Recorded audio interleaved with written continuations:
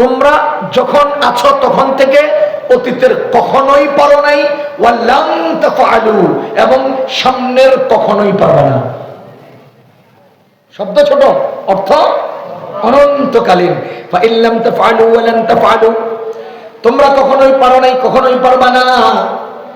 সূরা বনী ইসরাঈলে আল্লাহ তাআলা বলেন, কুল লা ইন ইজতামাআতিল ইনসু ওয়াল জিন্নু আলা আন ইয়াতু বিমিসলি হাযাল কুরআন লা ইয়াতুনা বিমিসলিহি ওয়ালাউ কানা বা'দুহুম লিবা'দিন যাহিরা।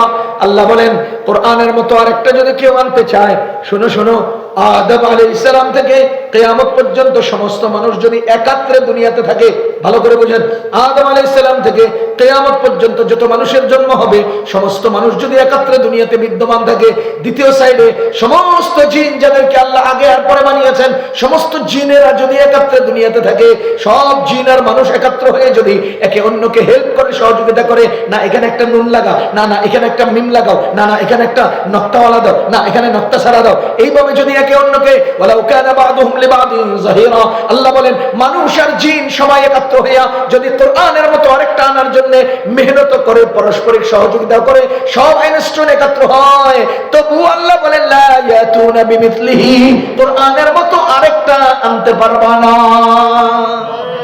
এটার নাম কোরআন। ফেরাউন তো সরকার, 400 বছরের ক্ষমতা, কি পরিমাণ দল, কি পরিমাণ ক্ষমতা, কি পরিমাণ সাম্রাজ্য আর আধিপত্য। আল্লাহ ভয় পাইতেছি, কথা কি বুঝতেছেন আপনারা? 17-15 বছরের আধিপত্য, কিভাবে সাজাইছে সব প্রশাসন নিজেদের করে নিছে। আবার ভারতের চারিদিক থেকে প্রটোকল, চারিদিক থেকে সহযোগিতা, চারিদিক থেকে সঙ্গে থাকার ওয়াদা, ভেতরের হেলমেট বাহিনী, গুন্ডা বাহিনী, লাঠি বাহিনী, অস্ত্র বাহিনী সব আছে। আওয়ামী লীগরে ফালাইবো এমন কে আছে? কেউর জন্ম হয় নাই, কইছে না?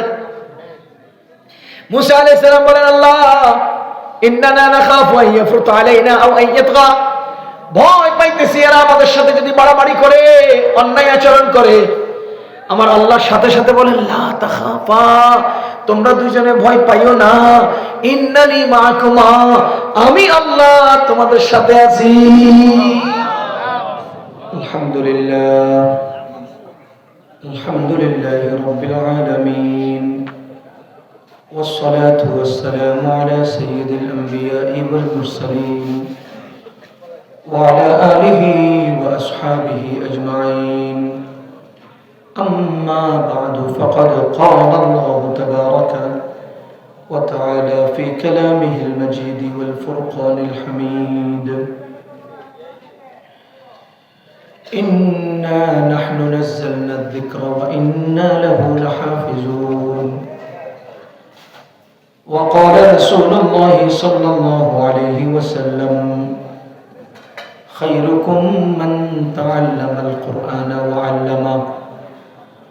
صدق الله العظيم وصدق رسوله النبي الكريم، ونحن على ذلك من الشاهدين والشاكرين، والحمد لله رب العالمين.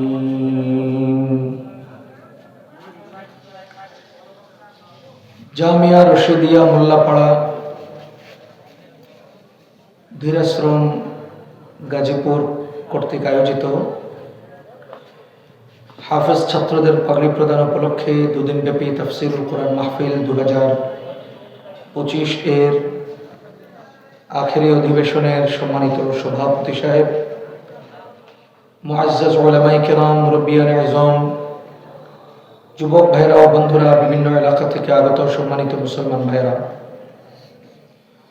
আল্লাহ রাব্বুল আলামিনের অশেষ মেহেরবানি, যিনি আমাদেরকে দ্বীনের মহব্বত অন্তরে নিয়ে দ্বীনি মাহফিলে বসে দ্বীনি আলোচনা শোনার জন্য কবুল করেছেন, তৌফিক দিয়েছেন, শুকরিয়া আদায় করব আলহামদুলিল্লাহ। হাফেজ ছাত্রদের পাগড়ি প্রদান, কিসের হাফেজ বলেন না? কোরআনে কারীমের হাফেজ।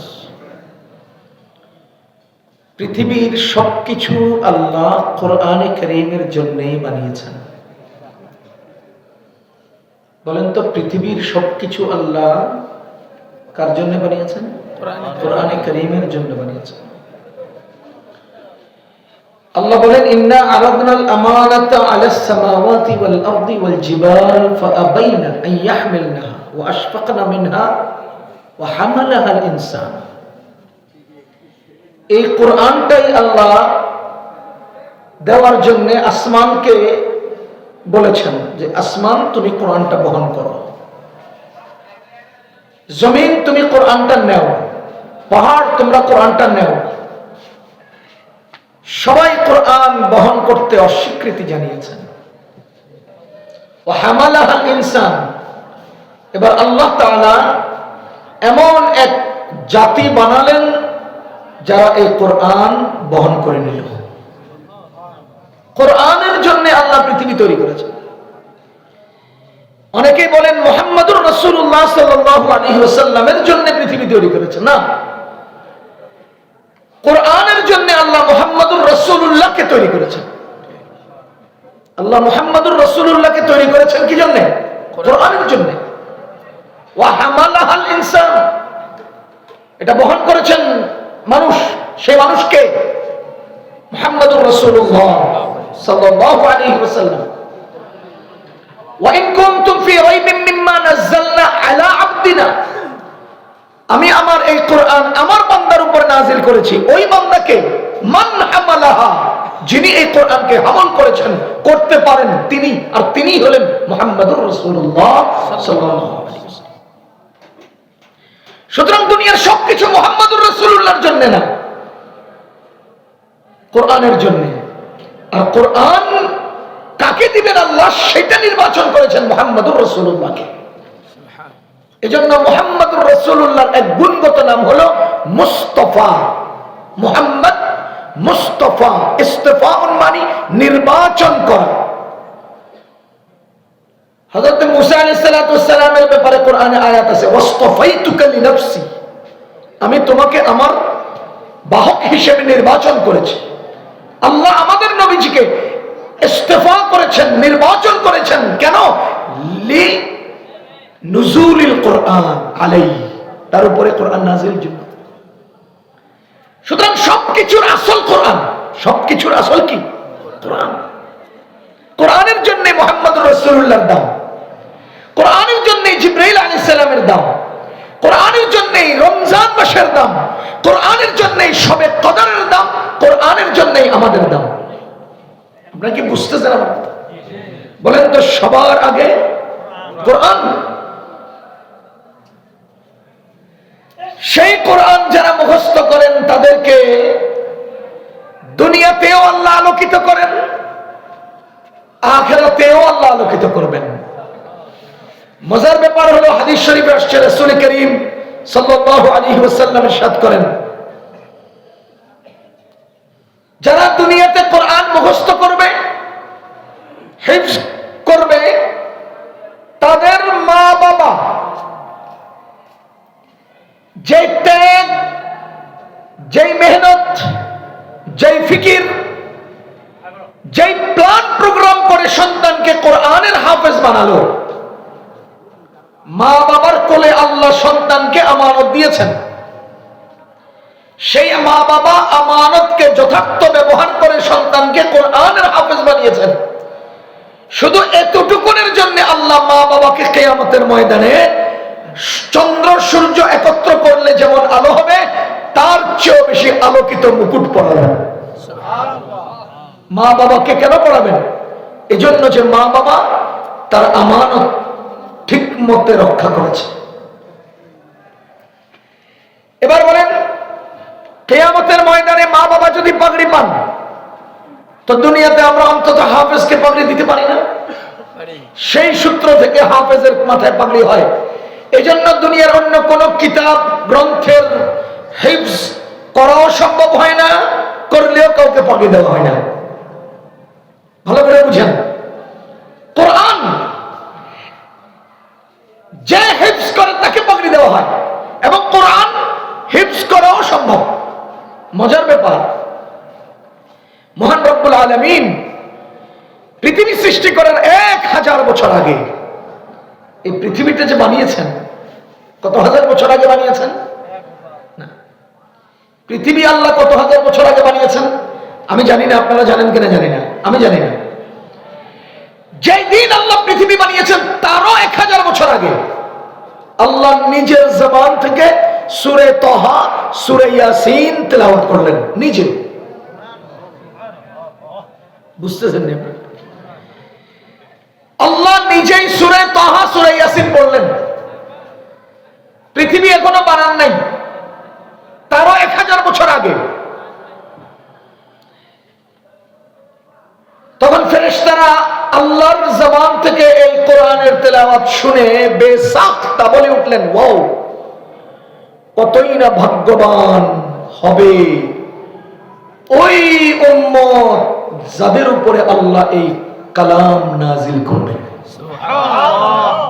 এখনো পৃথিবী বানান নাই, পৃথিবীর মানুষ হয় নাই, যাদের উপর কালাম নাজিল হবে তারা তৈরি হয় নাই। কিন্তু আল্লাহ ফেরেশতাদের জবান থেকে উচ্চারণ করালেন, কতই না ভাগ্যবান সেই উম্মত যাদের উপরে আল্লাহর এই কালাম নাজিল হবে। দ্বিতীয় নম্বর বললেন, কতই না ভাগ্যবান সেই উম্মত যারা আল্লাহর এই কালাম তিলাওয়াত করবে। বলেন তো এটা কার জবান থেকে বেরোলো? আল্লাহ। এখন কারা তেলাওয়াত করছে? এই যে হাফেজ সাহেব যারা আজকে পাগড়ি নিলেন, কথা বুঝতেছেন? আপনারা বলেন তো, কবি নজরুলের কবিতা একটাকে ভাব এবং কবি নজরুলের মনের তামান্না রক্ষা করেছে, জোরালো কণ্ঠে গাইতে পারে, তাকে আমরা বাহবা জানাই, ওয়াও, কবি নজরুলের মতো করে গাইছে। কথা বুঝেন? স্বয়ং খালেক, স্বয়ং আল্লাহ তার জবান থেকে যে কালাম বললেন, পড়লেন, তেলাওয়াত করলেন, একই কালাম, একই কোরআন এই মানুষ যারা মাটি আর পানি দিয়ে তৈরি, এরা তাদের জবান থেকে উচ্চারণ করে। কতই না ভাগ্যবান যারা আল্লাহর এই কালাম তেলাওয়াত করবে। 3 নম্বরে বললেন, কতই না ভাগ্যবান সেই সকল বিশেষের বিশেষ মানুষ যারা আল্লাহর এই কালাম মুখস্থ করে বক্ষে ধারণ করবে। মুসলমান ফেরেশতাগণ 3 বার ভাগ্যের ঘোষণা দিয়েছেন। 1 নম্বর ভাগ্য আম, 2 নম্বর ভাগ্য খাস, 3 নম্বর ভাগ্যবান আখাসুল খাস। আম হলেন তারা যাদের উপরে কালাম নাজিল হয়েছে, আমরা সকল মুসলমান। এরপরে বিশেষ হলেন তারা যারা আল্লাহর এই কালামকে তেলাওয়াত করে। তেলাওয়াত কোরআনের হাফেজ যারা, তাদের চেয়ে বেশি তেলাওয়াত আর কেউ করে না। মুসলমান, আমাদের এই জামিয়া রশিদিয়া মাদ্রাসার হিফজ বিভাগের ছাত্ররা যেই পরিমাণ তেলাওয়াত করে, এই হিফজখানা মাদ্রাসা বাদ দিয়া সারা গাজীপুর জেলার সব সাধারণ মানুষ মিলাইয়াও এই পরিমাণ তেলাওয়াত করে না। কথা কন? সারা জেলার মানুষ হিফজখানার ছাত্রদের একদিনের তেলাওয়াত 1 মাসেও করে না। কতই না ভাগ্যবান তারা যারা আল্লাহর এই কালাম তেলাওয়াত করে। কতই না ভাগ্যবান, বিশেষ ভাগ্যবান যারা আল্লাহর এই কালামকে মুখস্থ করে বক্ষে ধারণ করে। যারা আজকে পাগড়ি নিলেন, তারা আজকের থেকে পৃথিবী সৃষ্টির যেই দিন হলো তারও 1000 বছর আগে ফেরেশতাদের মাধ্যমে তাদের ভাগ্যের ঘোষণা হয়েছে। সুতরাং আল্লাহর কসম করে বলছি, আজকের দিনে যারা পাগড়ি নিয়েছেন, আজকের পৃথিবীর সবচেয়ে ভাগ্যবান তারা। সুতরাং এই কোরআনটা কি আমরা বুঝতে হবে। শুধু কোরআনের পরিচয়, কোরআন বিষয়ক কিছু কথা যদি আমি বলি, আমি কয়েক ঘন্টা বলতে পারবো। আলহামদুলিল্লাহ, আমারে আপনাদের মোহতামিম সাহেব জোর কইরা বলছে 10টায় মাইক দিব, আপনি 10টার আগে আসবেন। রাস্তায় আমারে আত্মীয় স্বজন চা খাওয়ার দাওয়াত দিয়েছে, আমি চা ফেলে দিয়ে এখানে আসছি 10টায় মাইক ধরার জন্য। 9:40 আসছি, 9:50 দিছে কটায়? 11টায়। এবার আপনারা বলেন আমার টাইম ওনারা 1 ঘন্টা খাইছে কিনা। তো এবার আমি ওই 1 ঘন্টা এখান থেকে কভার করতে হবে, তাহলে আধা ঘন্টার মধ্যে ওয়াজ শেষ করতে হবে। কেন? আপনি আমার পকেটের টাকা খাইয়ে ফেললে এটা হক নষ্ট হয়, আপনি আমার টাইম খেলে এটা হক নষ্ট হয় না? তা আপনার মনে করেন যে খালি টাকা খরচ করলে, টাকা খাইয়ে ফেললে এটার নাম হক নষ্ট হওয়া। আরেকজনের টাইম জীবনের অংশ, এটা যে আপনি খেয়ে ফেললেন, কিরে ভাই এটা করবেন না, এটা আরেকজনের হক। আমার এরকম বহু জায়গায় হয়েছে, 10টা মাইক দিবে বলছে, 11:30 পর্যন্ত বসে রয়েছি, মাইক দেয় না। পরে আমি ওয়াজ না করে চলে আসছি। গেলাম, আইলাম, খরচ করলাম, ভাড়া দিলাম, সময় দিলাম, শ্রম দিলাম, সব শেষ। মানুষও কিছু পাইল না, আমিও কিছু পাইলাম না। আমারা বলতেন 11টায় টাইম দিব, আরামসে আমি সব সেরে আসতাম। 10টায় কইয়া বসে রাখার কি কাম? এখন বলেন আমি কি পুরাটা বিস্তারিত করব না সংক্ষেপ করব? তাহলে আগামীকালকে আবার আওয়াজ করতে হবে, আজকে পারবো না। অথবা আগামী বছর আবার দাওয়াত দিবেন, যে টাইম করবেন এই টাইমে 1.5-2 ঘন্টা রাখবেন, তো শোনাবো। আজকে সংক্ষেপ। কোরআন বলেন আমাদের আলোচনার বিষয় কি? কোরআন। এই কোরআন কি? 1 নম্বর প্রশ্ন, কোরআন আসলো কোত্থেকে? 2 নম্বর প্রশ্ন, কোরআনটাকে রক্ষা করবেন কে? 3 নম্বর প্রশ্ন, কোরআন এর মূল্য কেমন, কোরআনের ফজিলত কেমন? 4 নম্বর প্রশ্ন, কোরআন শিখার গুরুত্ব কত আমাদের জন্য? 5 নম্বর প্রশ্ন। কটা প্রশ্ন?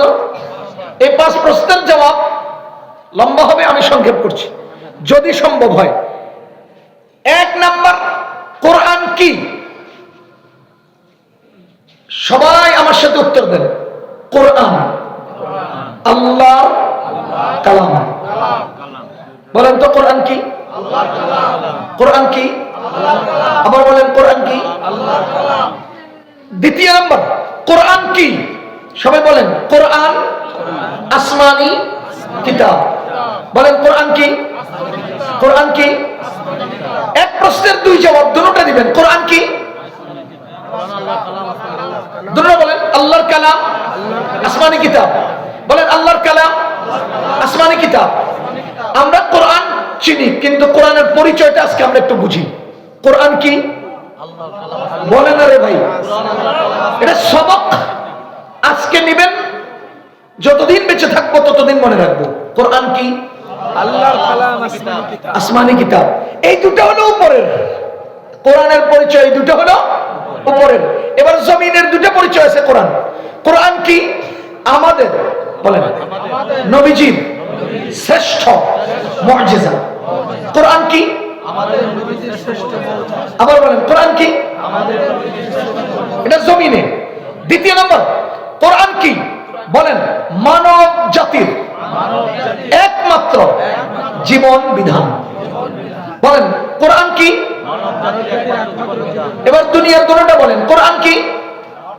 আমাদের নবীজির শ্রেষ্ঠ মুজিজা, মানব জাতির একমাত্র জীবন বিধান। কটা বললাম কোরআনের পরিচয়? 4টা। 2টা উপরের, 2টা নিচের। 2টা উপরের, 2টা নিচের। ভালো করে বুঝেন, এইটা না বুঝাই যাওয়া যাবে না। 1 নম্বর, কোরআন আল্লাহর কালাম, কোরআন আসমানি কিতাব। কোরআন আমাদের নবীজির শ্রেষ্ঠ মুজিজা, কোরআন মানব জাতির একমাত্র জীবন বিধান।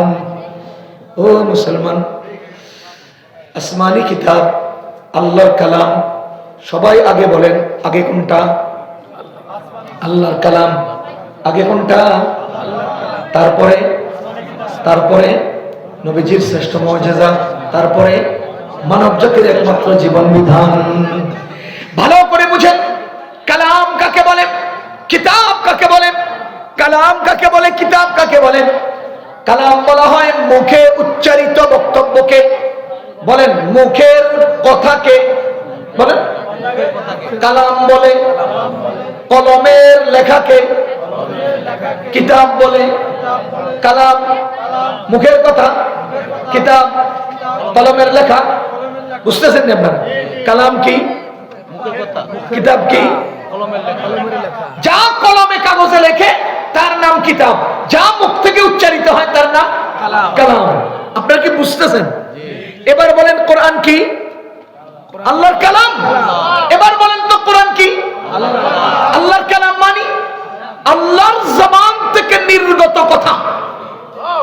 কালাম কাকে বলে? কয় না, জবান থেকে নির্গত কথাকে কালাম বলে। মুখের কথা আমরা বলে কালাম, কয় না, মুখের কথা কালাম। আমি বলবো মুখের কথা, আপনার করবেন কালাম। মুখের কথা কালাম, এই তো বুঝতেছে কালাম মুখের কথা। ওই যে নারায়ে তাকবীর, আল্লাহু আকবার, এই তো পারছেন। আমি এটা কম, আপনি এটা করবেন, আমি এটা করলে আপনি এটা করবেন। বলেন কালাম মুখের কথা, কলমের লেখা কিতাব। বুঝতেছেন না আপনারা? এবার আসেন, আমি এখন যে কথাগুলো বলতেছি এগুলোর নাম কালাম। এই তো বুঝে গেছি। এই যে আমি বলতেছি এটার নাম, এই হুজুরে আমার বর্ণনাটা রেকর্ড করতেছে, ওই যে এখানে এই পাশে রেকর্ড করতেছে। তো হুজুরে কালকে সকালবেলা হেডফোন লাগাইয়া বসে বসে আমি যেমনে যেমনে কইছি এমনি এমনি লিখছে। এবার বলেন উনি যে লিখছে ওটার নাম কিতাব, আমি এখন বলতেছি এটার নাম, উনি যেটা লিখছে এটার নাম। এবার বলেন কোরআন, ঠিক সেই কোরআনটাই লোহে মাহফুজে ফেরেশতারা লিখেছেন। এজন্য ওই কোরআন লোহে মাহফুজে লেখা হয়েছে, যার কারণে কিতাব। ওই কোরআন আল্লাহর জবান থেকে নির্গত হয়েছে, এজন্য কোরআন কি কালাম। কোরআন কার জবান থেকে আসছে? কোরআন কারা লোহে মাহফুজে লিখছেন? তাহলে জবানে আল্লাহর যা বের হলো ফেরেশতাদের কলমে তা লেখা হলো। সুতরাং আল্লাহর জবান থেকে যখন বের হয়েছে অবিকল সেটা কালাম, ফেরেশতারা অবিকল সেটা সেভাবে লিখছেন, এই জন্য এটা কিতাব। আপনারা কি এতটুকুন বুঝতে পেরেছেন? এবার মজার কথা বুঝেন। অতীতে আল্লাহ যত কিতাব দুনিয়াতে নাজিল করেছেন সবগুলো ছিল কিতাব, একমাত্র কোরআন কিতাব ও কালাম। অতীতে সব কিতাব কালাম নয়, কোরআন কালাম ও কিতাব। এবার আপনারা বলেন তো, আমার মুখ থেকে বের হওয়া এই কথাগুলোকে পরিবর্তন করা, সংযোজন করা, বিয়োজন করা, বাতিল করা, কমানো বাড়ানো সম্ভব? কিন্তু কেউ যদি লিখে নিয়ে আসে ওই লেখনির মধ্যে কমানো বাড়ানো সম্ভব? কালামে কমানো বাড়ানো যায় না, কারণ যিনি বক্তা তার বক্তব্যের উপস্থাপনার সাথে পৃথিবীর আর কারো উপস্থাপনা মিলবে না। কিন্তু আমি যদি লিখে নিয়ে আসি, আমার চেয়ে বড় শিক্ষিত একজন, তিনি দেখে বলবেন এখানে লেখা বেশি, কমাও, কমিয়ে দিলেন। তিনি বলবেন লেখা অস্পষ্ট, বাড়াও, বাড়িয়ে দিলেন। কিন্তু আমি অস্পষ্ট বললেও তাই বলেছি, আমি স্পষ্ট বললেও তাই বলেছি, আমি ছোট বললেও তাই বলেছি, আমি বড় বললেও তাই বলেছি। কিন্তু লেখনের মধ্যে কমানো বাড়ানো যায়, বক্তব্যের মধ্যে কমানো বাড়ানো যায় না। যার কারণে ইহুদিরা তাদের কিতাব কম বেশ করেছে, খ্রিস্টানরা তাদের কিতাব কম বেশ করেছে। যেহেতু কোরআন আল্লাহর কালাম, কিয়ামত পর্যন্ত কেউ কম বেশ করতে পারবে না। কোরআনে কম বেশ করতে পারবে না কেন বলেন? যেহেতু আল্লাহর কালাম। যদি কিতাব হতো তাহলে কেউ না কেউ, হাসিনা আইসা কমায় ফেলতো, হাসিনার আগে সরকাররাও কমায় ফেলতো। কত সুদ 2-4 দিনের লেগে হালাল, এ কথা তলে দিয়ে টিকা লিখে দিত, দিয়ে কত 2-4 দিনের লেগে সুদ হালাল। ঠিক কথা কারণ যেহেতু কার কালাম? এই জন্য পৃথিবীর কোন ব্যক্তি আজ পর্যন্ত কালামে হাত দিতে পারে না, পারবেও না। এবার আপনারা আসমানের উপরের কোরআনের পরিচয়টা বলেন। কোরআন আল্লাহর কালাম, কোরআন দ্বিতীয়টা কোন কিতাব? কোরআন আসমানি কিতাব। বলেন কোরআন আল্লাহর কালাম, আসমানি কিতাব। মনে থাকবে ইনশাআল্লাহ। আমি এটার বিস্তারিত বললে সময় লাগবে, সংক্ষেপ করব, কারণ আমি 5 প্রশ্নের জবাব দেব।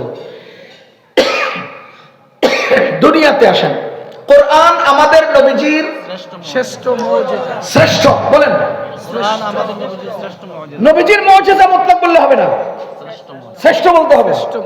বুঝেন? কোরআন বলেন সর্বকালীন, সর্বজনীন, শ্রেষ্ঠ মুজিজা। কোরআন যেদিন নাজিল হয়েছে, যেদিন কিয়ামত হবে, ঠিক নাজিলের পর থেকে কিয়ামত পর্যন্ত পুরো সময়ের মুজিজা, সর্বকালীন মুজিজা। মদিনায় মক্কায় নাজিল হয়েছে, শুধু মক্কা মদিনার নয়, সারা পৃথিবীর সর্বত্র সর্বাঞ্চলের জন্য কোরআন মুজিজা। সুতরাং কোরআন সর্বকালীন এবং সার্বজনীন মুজিজা। বুঝতেছেন না আপনারা? কিন্তু আমাদের নবীজির অন্যান্য মুজিজাগুলো সর্বকালীন না, সার্বজনীন না। আবু জাহাল নবীজির কাছে এসে বলতেছে, আপনি রাসূল হলে আকাশের চাঁদ এটারে পাক করে দেখান তো। তো দেখাইছে। তাহলে ওরাই দেখছে, আমরা দেখি নাই, কিন্তু ওদের দেখার চেয়ে শুনে পড়ে বেশি বিশ্বাস করি।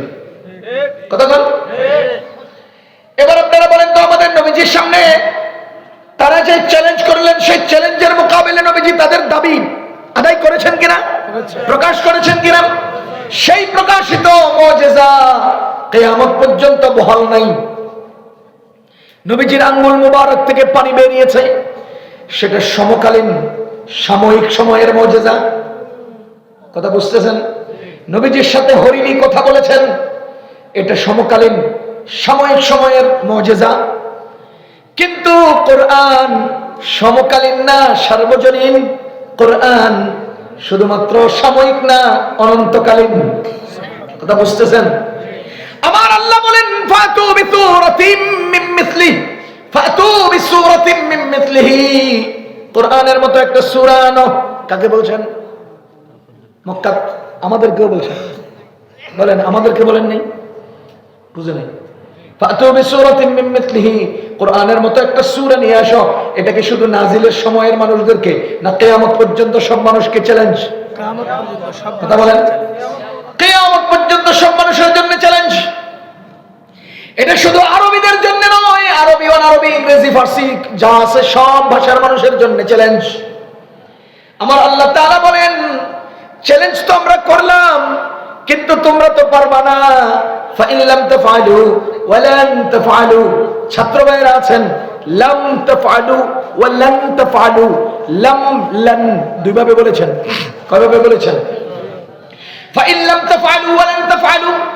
লাম শব্দটা নফি জাহাদ, লান শব্দটা নফি তাকিদ। নফি জাহাদ কেন ব্যবহার হয়, নফি তাকিদ কেন ব্যবহার হয়? আরবি সাহিত্যের মধ্যে একটা ঘটনাকে না সূচক অর্থ দেওয়ার জন্য 4 শব্দ ব্যবহার হয়। একটা বিষয়কে না সূচক অর্থ প্রয়োগের জন্য কয়টা শব্দ ব্যবহার হয়? 4টা। মনে করেন সাময়িক ঘটনা, আমি যে মুহূর্তে বেঁচে আছি এই মুহূর্তের আগের। সাময়িক ঘটনা, আমি যে মুহূর্তে বেঁচে আছি এই মুহূর্তের সামনের। পেছনের, সামনের। পেছনকে আমরা বলি অতীত, সামনেকে আমরা বলি ভবিষ্যৎ। যদি অতীতের কোনো সাময়িক ঘটনা নফি করার জন্য, না অর্থ দেওয়ার জন্য ব্যবহার হয়, তো এটাকে বলে মায়ে নফি। মা তার মানে মা আকালতু, আমি খাই নাই। মা শারিবতু, আমি পান করি নাই। এর অর্থ হলো, আমার একজন এসে জিজ্ঞেস করছে, খানা খাইছেন? আমি বলছি না, খাই নাই। এখন তার অর্থ কি, আমি গতকালকেও খাই নাই, না কখন খাই নাই? ঠিক এই মুহূর্তটাই খাই নাই। তাহলে এখনো খাই নাই যে শব্দটা, এটা তো আমি পুরো সময়ের কথা বলি নাই, একটা ঘটনা। আবার যদি আমি সামনের একটা ঘটনাকে নফি করি, ছোট সাময়িক, আপনি কি পানি খাবেন? আমি বলছি না, খাবো না। তাই মানে হলো জীবনে খাবেন না, না এই মুহূর্তে। তাহলে এই মুহূর্তের সাময়িক ঘটনা নফি করার জন্য আরবিতে বলে লা নফি, লা আশরাবু, আমি পান করব না। পক্ষান্তরে ঠিক যেখানে যেই মুহূর্তে আমি বেঁচে আছি, এই মুহূর্ত থেকে যেই দিন আল্লাহ সময় বানাইছেন, আল্লাহ সময় বানাইছেন কবে? যেই দিন বানাইছেন সময়, সেই দিন থেকে আমি যেই মুহূর্তে বেঁচে আছি এই মুহূর্ত পর্যন্ত পুরো সময়ে কোনো কর্ম না করার ব্যাপারে যদি নফি করতে হয়, তো সেটাকে নফি জাহাদ দিয়ে ব্যবহার হয়। লাম আশরাবিল খামার, আমি জীবনে কখনোই মদ খাই নাই, মদ পান করি নাই। তাইলে লাম লাম শব্দটা বলার দ্বারা কি, আমি এখন থেকে অতীতের কখনোই কর্ম করি নাই। আরেকটা হচ্ছে ঠিক এই মুহূর্ত থেকে যতদিন সময় থাকবে, অনন্তকালীন সামনে যতদিন সময় থাকবে, পূর্ণ সময়কে নফি করার জন্য নফি তাকিদ, লান, এটাকে নফি তাকিদ বলে। এবার দেখেন আল্লাহ তাআলা কি বলেন, ফাইন লাম তাফআলু, তোমরা যখন আছো তখন থেকে অতীতের কখনোই পারো নাই, ওয়া লাম তাফআলু, এবং সামনের কখনোই পারবে না। শব্দ ছোট, অর্থ অনন্তকালীন। ফাইন লাম তাফআলু ওয়া লান তাফআলু, তোমরা কখনোই পারো নাই, কখনোই পারবা না। সূরা বনী ইসরাঈলে আল্লাহ তাআলা বলেন, কুল লা ইন ইজতামাআতিল ইনসু ওয়াল জিন্নু আলা আন ইয়াতু বিমিসলি হাযাল কুরআন লা ইয়াতুনা বিমিসলিহি ওয়ালাউ কানা বা'দুহুম লিবা'দিন যাহিরা।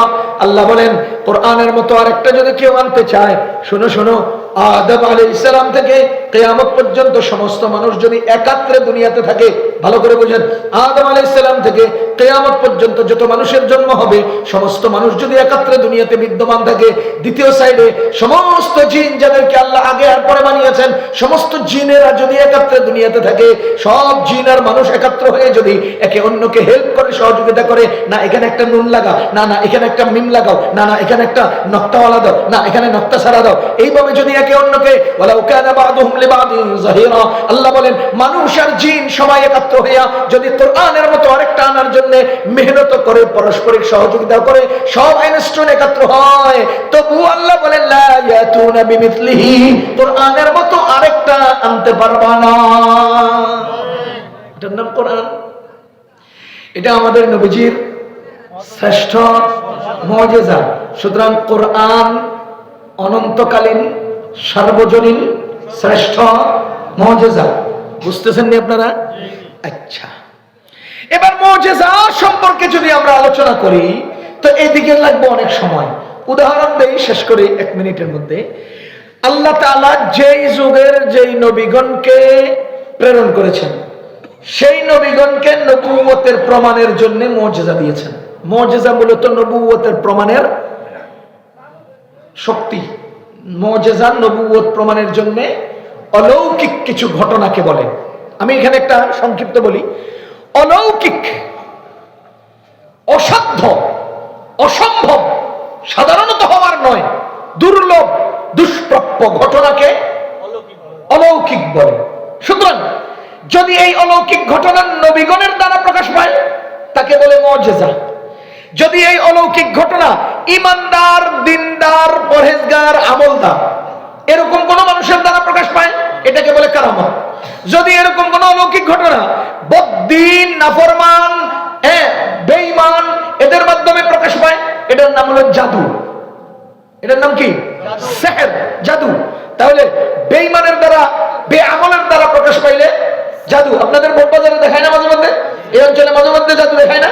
সুমান্তর ছু, লাগবেন কি লাগ, এটার নাম জাদু। আর যদি কোন ওলি, বুজুর্গ, আলেম, দিনদার, পরহেজগার, আমলদার এর মাধ্যমে প্রকাশ পায় এটার নাম হলো কারামত। আর যদি নবীগণের দ্বারা প্রকাশ পায় এটার নাম হলো মুজিজা। এবার আপনাদেরকে বলি, যেই যুগে যেই নবীগণকে আল্লাহ দুনিয়াতে পাঠালেন সেই যুগের মানুষ যেই কাজে ব্যস্ত থাকতো সেই কাজের আইটেমের মুজিজা দিয়ে আল্লাহ রাসূলগণকে পাঠাতেন। আবার বুঝেন, যেই যুগের মানুষ যেই কাজে বেশি পারদর্শী সেই যুগের মানুষকে আল্লাহ তাআলা মানুষের কাছে নবী পাঠাতেন সেই মার্কা মুজিজা দিয়ে। যেমন মুসা আলাইহিস সালাম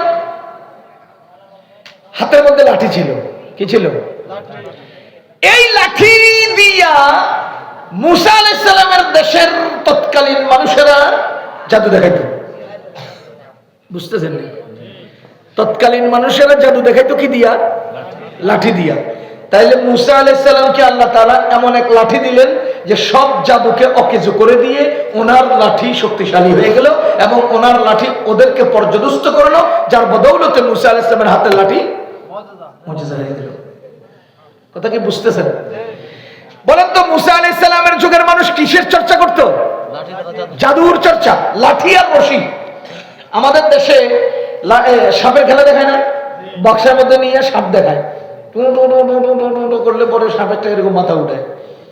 মুসা আলাইহিস সালামের আমলে, ফেরাউনের যুগে মানুষ এরকম সাপের খেলা দেখাইতো কি দিয়া? লাঠি আর রশি দিয়া। আমি সূরা তহার পুরো আয়াতগুলো অনুবাদ করলে বুঝবেন, সময় নেই। তো মুসা আলাইহিস সালামকে আল্লাহ তাআলা একটা লাঠি দিলেন। লাঠিটা উনি পাইলেন কই? মাদায়েনে শুআয়ব আলাইহিস সালামের বাড়িতে। 10 বছর তিনি এটারে লাঠি হিসেবে পাললেন, লাঠি হিসেবে রাখলেন, লাঠি হিসেবে ব্যবহার করলেন। এরপর আল্লাহ তাআলা বলতেছেন যাও ফেরাউনের কাছে যাও। তো ফেরাউনের কাছে যাবো যে আমি দাওয়াত দেওয়ার জন্য তো তাদের তেলেসমতির সামনে আমাকে বিজয়ী হতে হবে। তো আল্লাহ তাআলা ওনাকে ডাকলেন। কোথায় নিলেন? পাহাড়ের পাদদেশে রাতের বেলা, নিরিবিলি এলাকা, আশপাশে কেউ নেই। আল্লাহ তাআলা ডাকছেন, ডেকে বলতেছে মুসা মা তিলকা বিয়ামিনিকা, তোমার ডান হাতে এটা কি? আপনারা বলেন তো 10 বছর থেকে হাতে রাখা এটা কি? তো এখন আমার মাথায় এটা কি? উনি আয়া যদি আমার জিজ্ঞাসা আপনার মাথাতে এটা কি, কেমন না প্রশ্নটা? আল্লাহ দেখতেছেন হাতে লাঠি, এরপরে আল্লাহ জিজ্ঞেস করে হাতে কি? এটা হলো আল্লাহর সাথে মুসা আলাইহিস সালামের ওই সম্পর্কটারে বাড়াইবার বুদ্ধি। আমরা ছোট্ট পোলাপান দেখলে জিগে না হাতের মধ্যে চিপস, ও তোমার হাতে এটা কি? চিপস, সুন্দর তো তোমার চিপসটা, আমার দিবা, করি না এটা কেন? এর সাথে যেন আমি একটা উনসিয়ত তৈরি করতে পারি। এর বয়স ছোট্ট পিচ্ছি বাচ্চা, আমি একটু বড়, হে যদি আমার ভয় পায়, হে যদি আমার থেকে দূরে সরে যায়, এই জন্য তার লগে খাতিল বাড়াইয়া তার কাছে ডাকি। কাছে কি দিয়ে ডাকি? কিচ্ছু তো পাইনি, তো হাতের চিপসের প্যাকেট থেকে আমি বলি তোমার হাতে এটা কি? কি সুন্দর। আল্লাহ তাআলা জিজ্ঞেস করে মা তিলকা বিয়ামিনিকা ইয়া মুসা, মুসা তোমার হাতে এটা কি? কয় হিয়া আসাইয়া, এটা আমার লাঠি। উত্তর শেষ না? মুসা আলাইহিস সালাম কয় খাতিল যেহেতু হইছে আরেকটু কই, তাওয়াক্কাউ আলাইহা, এটার উপর আমি ভর করে চলি। ও আহসু বিহা আলা গানামি, এটা দিয়ে আমি মাঝে মধ্যে কাঁঠাল পাতা পানি, আমি ছাগল চড়াই, ছাগলের পাতা পেরে পেরে খাওয়াই। ওয়ালিয়া ফিহা মাআরিবু উখরা, আরো কত কাম, এটা দিয়ে আমার আরো কত কাজ। এই যে এটার নাম কি? এটা দিয়ে আমি যখন ওযু করি হাত মুছু, এরপরে এটাতে পিছিয়ে আমি নামাজ পড়ি, এটাতে কোমরের মধ্যে বাঁধলে আমার শক্তি হয়, এটা মাথার মধ্যে দিলে আমার একটা ভাব আসে, এটা পিছিয়ে নামাজও পড়ি, আরো কত কাম। মুসা আলাইহিস সালাম বলতেছেন ওয়ালিয়া ফিহা মাআরিবু উখরা, এই লাঠি আমার হাতে থাকে, এটা কত কাম, এটার উপর ভর করে চলি, এটা দিয়ে আমি পাতা পাইরা ছাগলরে খাওয়াই, আর রাস্তার মধ্যে কত রঙের কুত্তা ফিডাই, আওয়ামী লীগও ফিডাই। ওয়ালিয়া ফিহা মাআরিবু উখরা, এর মধ্যে আমার কত কাম, সান্দাবাজ ফিডাই। আল্লাহ তাআলা বলতেছেন বুঝছি, লাঠিটা একটু ছাড়ো, ফাআলকি মা ফি ইয়ামিনিক, তোমার ডান হাতে যেটা আছে এটা একটু ছেড়ে দাও। হুকুম কার? আল্লাহ। সাথে সাথে উনি ছেড়ে দিলেন। ছেড়ে দেওয়ার সাথে সাথে ফাইদান হিয়া ফাইদা হিয়া হাইয়াতুন, এটা মাটিতে পড়তেই এক বিশাল সাপ হয়ে গেছে। কি হয়ে গেছে? আচ্ছা আপনারা বলেন তো, সামনে আর পেছনে সোজা এক লাঠি মাটিতে পড়ার পরে সামনে কল্লা পিছনে ল্যাঞ্জা শিখনা, কেমন জানি লাগে না? ভয় লাগার কথা নেই। মজার ব্যাপার হলো এই সাপ নিচে পইরা লাঠির মতো শুইয়া রয় নাই। আল্লাহ বলেন ফাইদা হিয়া হাইয়াতুন, এটা তো সাপ হইছেই তাসা, হ্যাঁ মাথা উঠাইয়া ফা ফা শুরু করছে।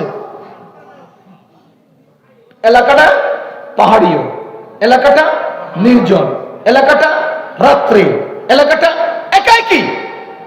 হাতের ছিল কি? কত বছর জমিনে পড়ছে, আর ফাল দিবার কথা নেই। বলেন না, ফাল দিবার কথা নেই। এটা দেখলে ভয় পাওয়ার কথা না?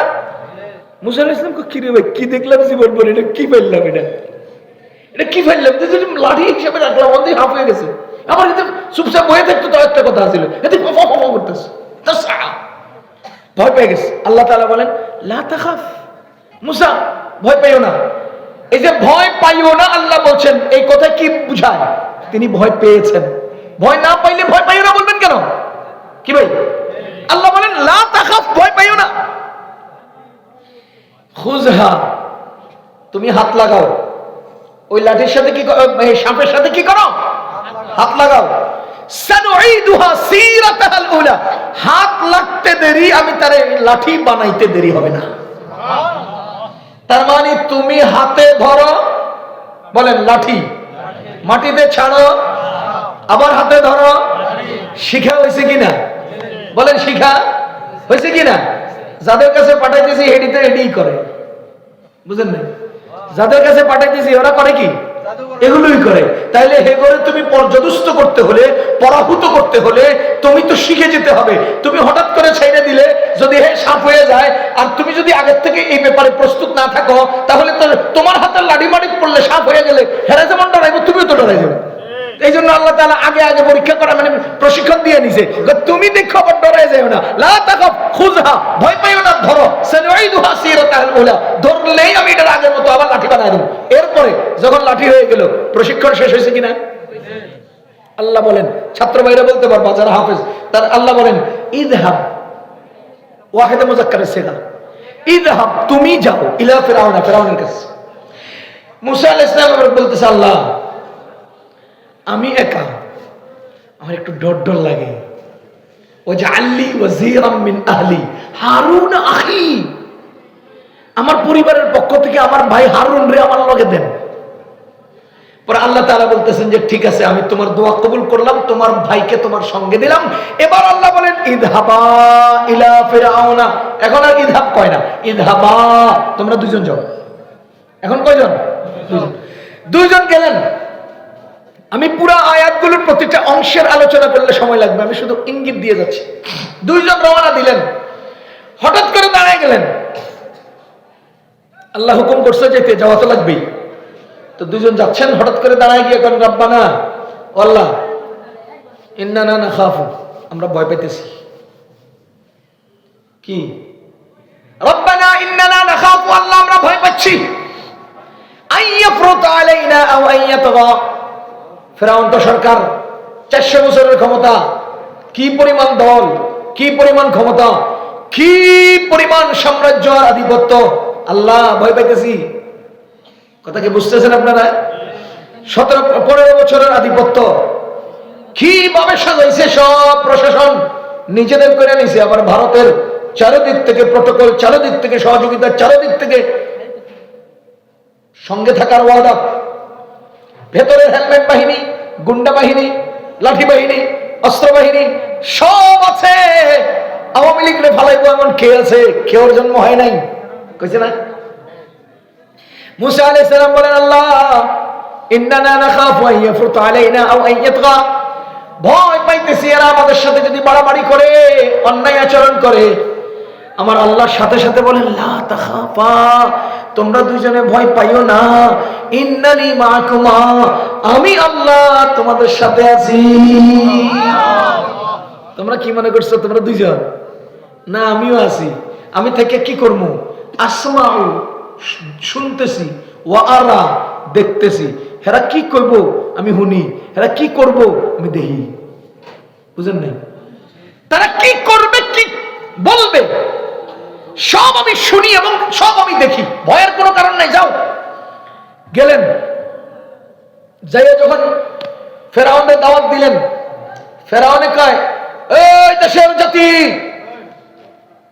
ইউনূস সরকারে আমি যতদিন ফাঁসিতে না দেব ততদিন পর্যন্ত আমার আর শান্তি হবে না। ফলাইয়া ইন্ডিয়া গেছে, ক্ষমতার কোনো অংশ নাই। যে টাইমে পূর্ণ ক্ষমতা ছিল সেই টাইমে পাবলিকে পিটাইয়া ভাগাইলো, আর হেনে থেকে হেরে মেরালাম, হেরে করে এলাম, হেরে শেষ করলাম। আবার হের দলের সামসা গদর, তোর বেটা যারা সিংহেরা সমুচা দিত এটি সব জেলখানায় পুঁতে রয়েছে, তুই মাঝে মধ্যে ফাল দেস কেন? কথা কেন আসলে এরকম কিছু রাস্তা রাস্তা ফাল দেয়? ফেরাউন ডেকে বলতেছে ইয়া আহলে মিশর, তাও আমার দেশের লোকেরা শোনো, ইন হাদানি লাসাহিরানি ইউরিদানি আন ইখরিজাকুম মিন আরদিকুম বিসিহরিহিমা, কে দুইজনে জাদুর প্রভাব দিয়ে তোমাদেরকে তোমাদের দেশ থেকে বাইর করে দিব। চিন্তা করেন, স্বাধীনতা সার্বভৌমত্বের কথা যে আজকে আমরা বলি, খুব ভালো করে বুঝেন, স্বাধীনতা সার্বভৌমত্বের কথা যে আমরা বলি, এটার শক্তিশালী দলিল এই আয়াত। ভারত আমাদের স্বাধীনতা, ভারত আমাদের সার্বভৌমত্বকে চুষে খেতে চায়, আমাদেরকে গোলাম বানিয়ে রাখতে চায়। এক ওসমান হাদি দণ্ডায়মান হয়েছে, খোদার কসম, এই ওসমান হাদির মাথার রক্তের বিনিময়ে বাংলাদেশ ভারতের আধিপত্য মুক্ত হবেই হবেই। আবু সাইদের বুকের গুলি দিয়ে হাসিনার আধিপত্য ধ্বংস হয়েছে, ওসমান হাদির মাথার রক্ত দিয়ে ভারতের আধিপত্য ধ্বংস হবে ইনশাআল্লাহ। দেখবেন, সময়ের দরকার, সময়ের দরকার। কাপড়ের ময়লা হলে তো একবার দুইবার ধোয়া লাগে না, ঘষা লাগে না, কথা বল, সময় লাগে। খালি সাবান লাগাইলে পরিষ্কার হয় না, এগুলোকে ভাগানোর জন্য অনেক সময় লাগবে, অনেক ডলা লাগবে, অনেক মাজা লাগবে। ক্বালু ইন হাদানি লাসাহিরানি ইউরিদানি, ফেরাউনের গোষ্ঠীরা পুরা দেশের মধ্যে চর্চা শুরু করে দিল, পুরা দেশে অ্যানাউন্স করলো আমাদের কাছে দুই জাদুকর আসছে, আমাদের কাছে দুইজন জাদুকর আসছে। কি আসছে? জাদুকর আসছে। ইউরিদানে এই দুই জাদুকর চায় আইয়ুখরিজাকুম তোমাদের দেশ থেকে বাইর করে দিতে বিসিহরিহিমা তাদের জাদুর শক্তি দিয়া, জাদুর শক্তি দিয়ে তোমাদের সার্বভৌমত্বকে ছিনিয়ে নিতে চায়। এই কথাটা বলা হয়েছে। যখন এটা বলা হলো তখন পুরা ফেরাউন গোষ্ঠী মুসা আর হারুন আলাইহিমাস সালামের বিরুদ্ধে এক পায়ে দাঁড়িয়ে গেল। আমাদের সার্বভৌমত্ব তারা ছিনিয়ে নেবে, দেব না। বুঝলেন নাই? এবার ফেরাউন ঘোষণা দিয়েছে সূরা ইউনূসের আয়াত, ওয়াকালা ফিরআউনু তুনি বিকুল্লি সাহিরিন আলিম। সারা দেশে তো জাদুকরের অভাব নাই। নতুন ছাত্র জাদুকর, জুনিয়র জাদুকর, মিডল জাদুকর, উচ্চ জাদুকর, সিনিয়র জাদুকর, জাদুকরের অভাব নাই। ফেরাউন কয় ইতুনি বিকুল্লি সাহিরিন আলিম, সব উচ্চ লেভেলের শিক্ষিত জাদুকরদেরকে জমা করো। সারা দেশের সব উচ্চ লেভেলের শিক্ষিত জাদুকরদেরকে জমা করা হলো। মজার ব্যাপার কি জানেন? মজার ব্যাপার হলো আল্লাহ তাআলা আমাদের মুসা আলাইহিস সালামের দ্বীনের রাস্তাটাকে সহজ করে দিলেন, দাওয়াতের পথটাকে সহজ করে দিলেন। কিভাবে? মুসা আলাইহিস সালাম যদি এই জাদুকরদেরকে ইনফিরাদি ইন্ডিভিজুয়াল দাওয়াত দিতে যেতেন তাহলে সবাই ঠিক মতো টাইম মতো পাইতেন না। কতজনের কলিং বেল টিপ দিলে যেতে জিগাইতেন আপনাদের জাদুকর সাহেব কই, কখন এটা আজকে রংপুরের প্রোগ্রামে গেছে বলতো না। আপনাদের জাদুকর সাহেব কই, আমাদের জাদুকর সাহেব তো কক্সেস বাজারের প্রোগ্রামে গেছে বলতো না। আল্লাহ তাআলা পাঠাইছে একদম ফেরাউনের কাছে। এবার ফেরাউনে কয় কক্সেস বাজারের প্রোগ্রাম তোমার, বাহ আজকে আমার দাওয়াতে আসো। রংপুরের প্রোগ্রাম তোমার, বাহ আজকে আমার প্রোগ্রামে আসো। কলকাতার প্রোগ্রাম তোমার, বাহ আজকে আমার প্রোগ্রামে আসো। ইতুনি বিকুল্লি সাহিরিন আলিম। সব জাদুকররা নিজেদের সব প্রোগ্রাম ক্যান্সেল করে বাদশার প্রোগ্রামে বাদশার দাওয়াতে চলে আসছে। আল্লাহ কেমনে জমা করে দিল। এবার ক্বালু ইনহা, এবার তারা বলে ক্বালু ইয়া মূসা, বিশাল জমায়েত হলো, বিশাল মজমা হলো। কোন কোন বর্ণনায় আসছে 40,000 জাদুকর একসাথে হয়েছে। বলেন একজন জাদুকরের তামাশা দেখতে আপনারা কয়জন যান? সিনিয়র জাদুকররা আসলে পিছনে পিছনে জুনিয়ররা আসে নাই? কথা বলেন, তামাশা দেখতে সে পাবলিকরা আসে নাই? কি বড় মজমা তৈরি হলো। এই বিশাল মজমায় মুসা আলাইহিস সালাম আর হারুন আলাইহিস সালাম এক সাইডে দাঁড়ানো। ফেরাউন যেহেতু খেলার আয়োজক, যেহেতু তিনি সবকিছু করবেন, এই জন্য তিনি সিংহাসনে আসেন। তার ডানে আর বামে সৈন্যবাহিনী, সমস্ত জাদুকররা আজকে মুসা আলাইহিস সালামের সাথে খেলবে। কি জাদু নিয়ে আসছো? তোমাকে জাদুরে ফান্তা পাতার মতো উড়াই দেবো, তুলের মতো উড়াই দেবো, ভাবসাব এমন কথা কন। এই ভাব লইয়া এবার সবাই দাঁড়াইছে।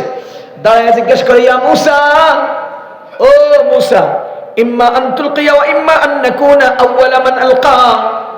তুমি আগে শুরু করবে না আমরা আগে শুরু করতাম?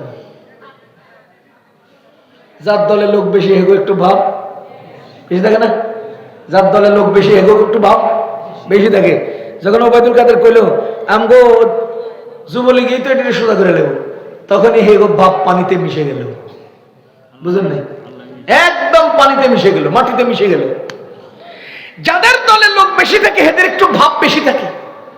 এই জন্য 2011 সালে বাংলাদেশে যখন খেলা হলো তখন আমাদের টাইগাররা 58 রানে 18 বলে আলু কেটে গেল, শেষ। দেখছেন না ওই বছর মিরপুরের স্টেডিয়ামটা সাজাইছে, সারা ঢাকা শহরে হাজার হাজার পেস্টুন লাগিয়েছে।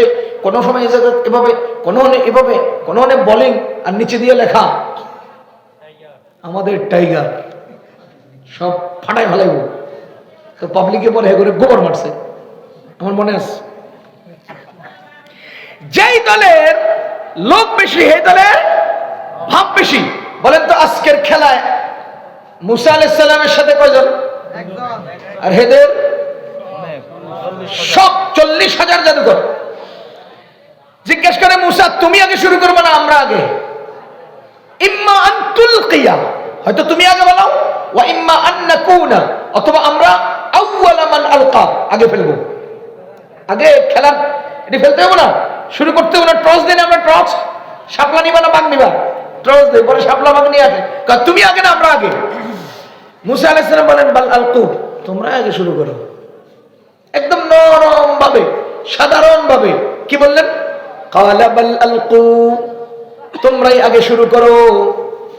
যখন সব জাদুকররা হাতের দুইটা যন্ত্র ছিল, প্রত্যেক জাদুকরের হাতে দুইটা জিনিস, একটার নাম লাঠি, একটার নাম রশি। যখন তারা তাদের হাতের লাঠি আর রশিগুলো জমিনে ফেললো, ফাইদা হিবালুহুম ওয়া ইসিয়ুহুম ইউখায়্যালু ইলাইহি মিন সিহরিহিম আন্নাহা তাসা। যখন নাকি হাতের লাঠি আর রশিগুলো জমিনে ফেলা হলো, সবগুলো একেবারে সাপ হইয়া মাথা উঁচু করে ফা ফা করে আন্নাহা তাসা ক্ষিপ্র বেগে মূসার দিকে ছুটে আসতে লাগলো। কতটা সাপ? ৮০,০০০ সাপ। কি শুরু করলো? ফাফা শুরু করলো। কোন দিক ছুটলো? মূসার দিকে। ইউখায়্যালু ইলাইহি, এগুলো তার দিকে ছুটে আসতে লাগলো। ফাআউজাসা ফি নাফসিহি খীফাতাম মূসা। আল্লাহ বলেন মূসা আলাইহিস সালাতু ওয়াস সালামের অন্তরের মধ্যে ভয়ের উদ্রেক হলো। মূসা আলাইহিস সালাম ভয় পাইছেন না, এটা না। খীফাতুন বলা হয় ১০০০ ভাগের ১ ভাগ অংশকে। তো ভয়ের ১০০০ ভাগের ১ ভাগ, আমি উদাহরণস্বরূপ বলছি।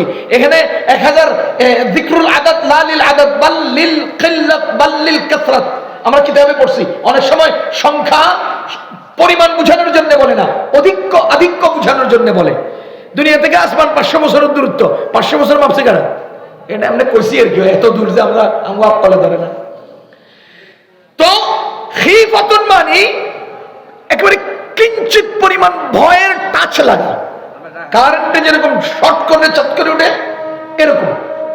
আল্লাহ তাআলা বলেন ফাআউজাসা ফি নাফসিহি খীফাতাম মূসা।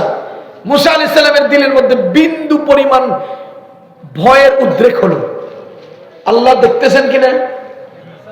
বলেন না, আল্লাহর সাথে আছেন কিনা? সাথে সাথে আল্লাহ তাআলা বলেন লা তাখাফ, এই মূসা ভয় পেও না, ইন্নাকা আনতাল আ'লা, তুমি হাত থেকে ছাড়তে দেরি, তুমি তো বিজয়ী হবে। মূসা আলাইহিস সালাম যখন হাতের লাঠিটা ছাড়লেন, সবগুলো সাপ এক লোকমায় গিলে ফেললো।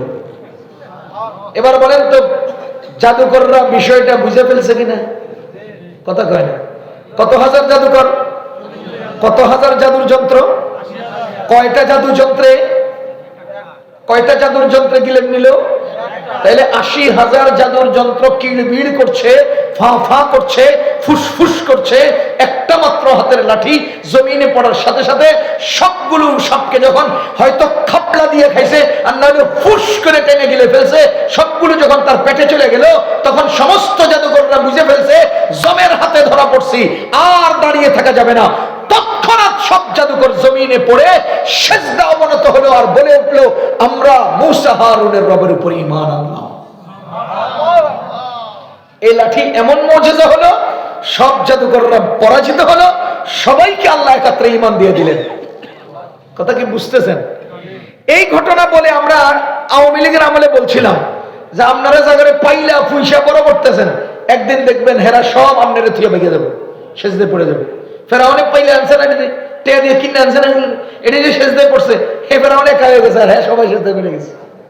কথা কি বুঝতেছেন? মূসা আলাইহিস সালাতু ওয়াস সালামের আমলের মানুষ জাদুর চর্চা করত। আল্লাহ মূসা আলাইহিস সালামকে জাদু মার্কা মুজিজা দিলেন। আমাদের নবীজিকে আল্লাহ যে মুজিজা দিয়েছেন কোরআন, তখন মানুষ আরবি সাহিত্যের চর্চা করত। কিসের চর্চা? আরবি সাহিত্যের চর্চা। পৃথিবীতে সবচেয়ে বেশি চর্চা ছিল তখন, এখনো হচ্ছে। দুনিয়ার সবচেয়ে উন্নত, শ্রেষ্ঠ, অর্থবহ, অল্পতে বেশি অর্থ প্রয়োগ করে এমন সাহিত্য একমাত্র আরবি। আরবি সাহিত্য এত কঠিন, পৃথিবীর আর কোনো সাহিত্য এত কঠিন না। আমি আজকে আরবি সাহিত্যের কাঠিন্যতা বর্ণনার জন্য আপনাদেরকে আলোচনা করতে বসি নাই, শুধু এটুকুন বলবো যে আরবি সাহিত্যের মতো কঠিন কোনো ভাষা দুনিয়াতে আর নাই। আরবি সাহিত্যে এক বলে কোনো সংখ্যা নেই, ১, ২ না। আরবি সাহিত্যের সংখ্যা শুরু হয় ৩ থেকে। বলেন তো এটা কি? কয়টা? এই যে আপনাকে বলতে হচ্ছে এটা একটা টিস্যু, এই জন্য এক শব্দটা আনতে হয়েছে কিনা। এটা একটা গ্লাস, এটা একটা রুমাল, কিন্তু আরবি সাহিত্যে এটাকে একটা রুমাল বলে না, মিন্দিলুন। এটুকুন বললেই এখানে লফজে একটা লুকানো আছে। বাকি দুনিয়ার সব ভাষার মধ্যে এই শব্দটা বুঝাইতে হলে একটা, ওয়ান, মানে এক শব্দটা প্রয়োগ করতে হয়, কিন্তু আরবি সাহিত্যে এক আর দুইয়ের কোন শব্দ। কলামুন কলামানে, মিন্দিলুন মিন্দিলানে, দুই। মিন্দিলানে মানে দুই, মিন্দিলুন মানে এক। এরপর থেকে তারা সালাসাতু মানাদিল, তিনটা রুমাল, সালাসাতু আকলামিন, তিনটা কলম। বুঝেন, কলমুন শব্দটা পুল্লিঙ্গ না স্ত্রীলিঙ্গ এটা ঠিক করতে হবে। যদি এই পণ্যটা পুল্লিঙ্গ হয় তাহলে সালাসাতু এটা স্ত্রীলিঙ্গ হবে, যদি এই পণ্যটা স্ত্রীলিঙ্গ হয় তাহলে সালাসুন এটা পুল্লিঙ্গ হবে। যেমন আমি বলতেছি কলমুন, এটা পুল্লিঙ্গ, কারণ লাস্টে কোনো তা নাই। এবার আসেন সালাসাতু আকলামিন, এটাকে আবার এক বচন বললে হবে না, তিন বহু বচন বলতে হবে। আবার এটার নিচে জের দিতে হবে, তাহলে ওখানে সালাসাতু রাখতে হবে, আকলামিন রাখতে হবে, জের রাখতে হবে। মাত্র তিনটা কলম বর্ণনা করতে তিনটা নিয়ম ফলো করতে হয়। পৃথিবীর আর কোথাও নেই। তিনটা রুমাল, তিনটা কলম, তিনটা কিতাব, তিনটা কলম, মুজাক্কার হোক মুআন্নাস হোক, তিনটা তিনটা দিয়েই বলা যায়। আরবিতে এটা বলা যায় না, আরবিতে এটা বলা যায় না। 11-12 সংখ্যার জন্য আলাদা নিয়ম, 13 থেকে 19 পর্যন্ত সংখ্যার নিয়ম আলাদা, 21 থেকে 29 সংখ্যার নিয়ম আলাদা, দশক সংখ্যাগুলো 20 থেকে 90 পর্যন্ত দশক সংখ্যাগুলোর নিয়ম আলাদা, 10তম সংখ্যার নিয়ম আলাদা। এইভাবে প্রত্যেকটা নিয়ম আলাদা। আমি বলবো শুধুমাত্র আরবি গণনা শিখতে আপনাদের কয়েক বছর লেগে যাবে, শুধু আরবি গণনা। আরবি অনেক কঠিন, আরবি অনেক অর্থবহ, আরবি অনেক অর্থবহ। আমাদের নবীজির একটা মাত্র হাদিস, একটা মাত্র হাদিস কিয়ামত পর্যন্ত বর্ণনা দিলেও এই হাদিসের বর্ণনা শেষ হবে না। একটা, আদ-দীনু আন-নাসিহা, দুই শব্দ, আদ-দীনু আন-নাসিহা। এতটুকুন হাদিসটাকে যদি আমরা বর্ণনা দেই, আল্লাহর কসম করে বলছি কিয়ামত পর্যন্ত বর্ণনা দেব, আমি শেষ হয়ে যাব, আমার সন্তান দিবে, তার সন্তান দিবে, তার সন্তান দিবে, আপনি দিবেন, আপনারা দিবেন, সবাই এটা হাদিসের বর্ণনা দিবেন। এই হাদিসের পরিপূর্ণ অর্থ এবং ভাব প্রকাশ করা সম্ভব হবে না। যাহা হোক, তৎকালীন সময়ে সবচাইতে বেশি চর্চা ছিল আরবি সাহিত্যের। সেই আরবি সাহিত্যের সমস্ত যোগ্যতা সম্পন্ন সাহিত্যবিদদেরকে আজাজ করে দিয়ে আল্লাহ তাআলা, একেবারে তাদেরকে পর্যদস্ত করে দিয়ে আল্লাহ তাআলা কোরআন কারীমকে মুজিজা বানিয়েছেন। সব আরবি সাহিত্যওয়ালারা পানিতে মিশে গেছে, কোরআন কিয়ামত পর্যন্তের জন্য উপরে উঠছে। এই কোরআন কারীম আমাদের নবীজির সর্বশ্রেষ্ঠ মুজিজা। মুসলমান, কোরআন কারীম মানব জাতির একমাত্র জীবন বিধান। বলেন তো কোরআন কারীম, সবাই বলেন, মানব জাতির একমাত্র জীবন বিধান। যতদিন পৃথিবীতে মানব জাতি থাকবে ততদিন কোরআন আপন অবস্থায় আপন স্বকীয়তা নিয়ে বেঁচে থাকবে। মুসলমান, পৃথিবীর আর কেউ কাউকে এত উন্নত এবং একমাত্র শ্রেষ্ঠ জীবন বিধান দিতে পারে নাই। আপনারা যারা দুনিয়ার শিক্ষায় শিক্ষিত, একটু ইঙ্গিত দেই, আপনারা যারা দুনিয়ার শিক্ষায় শিক্ষিত, বলেন তো আপনাদের দুনিয়ার শিক্ষার সিলেবাসগুলো রচনা করেছে কি? মানুষে। এবার বলেন তো মানুষকে বানাইছেন কে? মানুষের জীবন পরিচালনার পদ্ধতিটা কোরআন নাযিল করেছেন কে?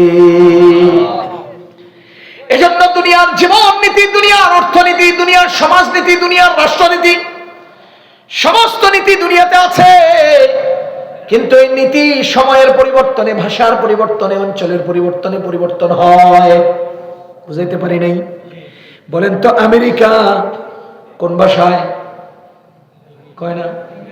সেই দেশের শিক্ষা সিলেবাস রাষ্ট্রবিজ্ঞান, রাষ্ট্রনীতি, সমাজনীতি। বাংলাদেশের শিক্ষা সিলেবাস রাষ্ট্রনীতি এবং সমাজনীতি এক। কথা কন? ও মুসলমান, শুধু বাংলাদেশের অঙ্কই করি না কেন, খালেদা জিয়ার প্রথম আমলের বাংলাদেশের শিক্ষা সিলেবাস যেমন ছিল, আওয়ামী লীগে এসে পরিবর্তন হয়েছে কিনা? আওয়ামী লীগ যাওয়ার পরে আজকে আমার শিক্ষা সিলেবাস পরিবর্তন হয়েছে কিনা? বাংলাদেশের লেখকের লেখা ভারতের কেউ পড়ে না, পাকিস্তানের লেখকের লেখা আমেরিকায় কেউ পড়ে না, আমেরিকার লেখকের লেখা ইরান তুরানে কেউ পড়ে না। তার মানে হলো এক এলাকায় এক সিলেবাস, অন্য এলাকায় ভিন্ন সিলেবাস।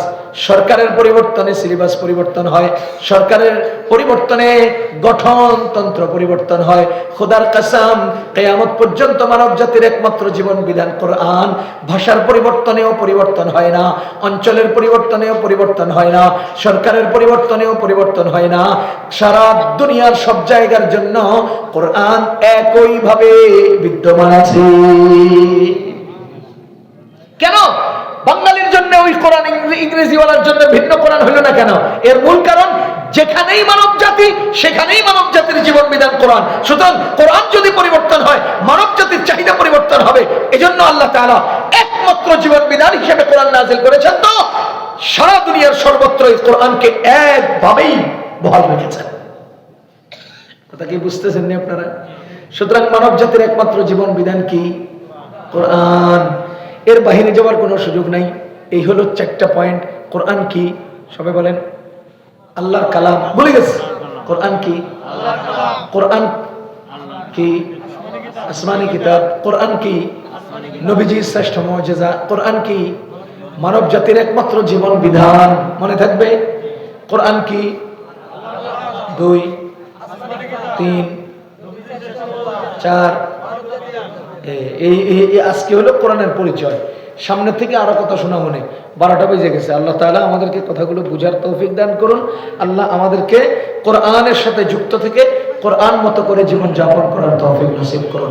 আগামীকালকেও এই মাহফিলে, এই মাঠে মাহফিল আছে। সুতরাং আজকে আর লম্বা না করি, আগামীকালকে বড়রা আসবেন, তারা বয়ান করবেন, আমরা শুনবো। আর আমার বাকি আলোচনা সামনে কোনোদিন আল্লাহ চাইলে শোনাবো ইনশাআল্লাহ।